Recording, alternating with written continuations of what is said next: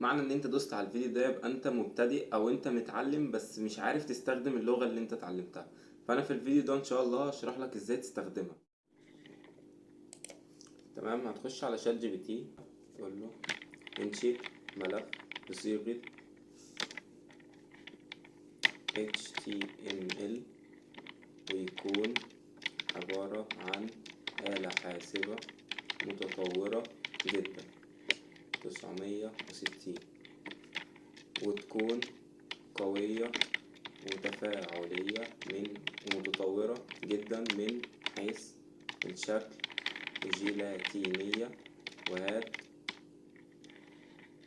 وسريعة جدا ومفيش أي لاج، وهات الملف كامل جاهز. طبعا انت هتشرح له الشرح اللي انت عايز تشرحه له، مش عادي. المهم انت تيجي تخليها مفكر وهتقوم باعت له البرومبت، هتستنى. تمام، بعد ما خلص اداك الملف، تمام، وادي الكود بتاع الملف وشكل الآلة.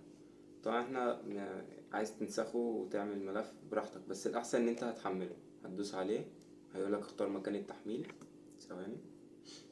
طبعا انت هتحط مكان ما انت عايز، بس دلوقتي انا هنحط ديسكتوب. هتدوس سيف. المهم هتقوم جاي عند الملف هتدوس ريمي، وهتقوم مغير الاسم بتاعه تخليه اندكس. تمام، لازم اندكس عشان جيت هاب بيقدر يقراه. المهم هتقوم فاتح جوجل تاني وهتقوم ضايف لسان جديد، هتقوم كاتب جيت هاب اهو الموقع ده، هتدوس عليه. تمام، بعد ما يفتح معاك طبعا انت هتسجل دخول. انا مسجل دخول، تسجيل دخول سهل جدا. المهم انت هتقوم رايبوسومز جديد، تمام، هتقوم دايس نيو، وهتقوم جاي على، هتقوم كاتب مثلا نسميه تيست، وهتقوم دايس كرييت.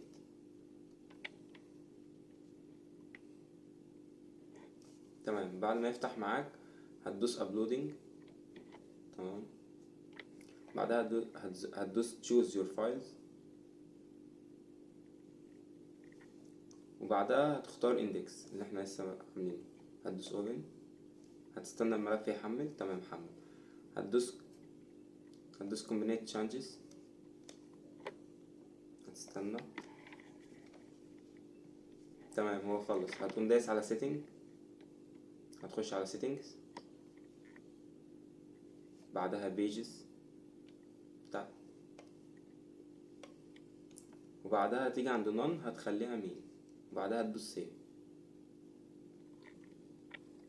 تمام، هتستنى دقيقتين او دقيقة، من دقيقة ل5 دقايق، وحدث الصفحة هتلاقيها عملت معاك. ده انا بعد ما خلصت، يعني انا استنيت فترة.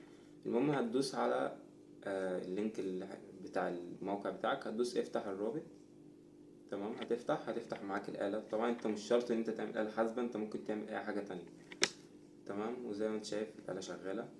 طبعا زي ما قلت لك انت مش شرط انت تعمل آلة، ممكن تعمل مثلا لوحة تسجيل دخول وتربط لوحة تسجيل الدخول بحاجات تانية، وتعمل اكتر من يعني اي حاجة. يعني دي استضافة، انا بقولك ازاي تعمل استضافة وازاي تجيب الكود. فشات جي بي تي ممكن تستخدمه في اكتر من حاجة، وان انت تتعلم حاجات اكتر. المرة الجاية انا منزل فيديو عن ازاي تعمل لوحة تسجيل دخول. المرة الجاية هنزل فيديو عن ازاي تربط لوحة تسجيل الدخول بقاعدة بيانات، بحيث يعني الحساب اللي اتعمل يقدر يفتحه من اي جهاز. وبعدها هشرح حاجات تاني اكتر من كده. تمام، باي يا صديقي.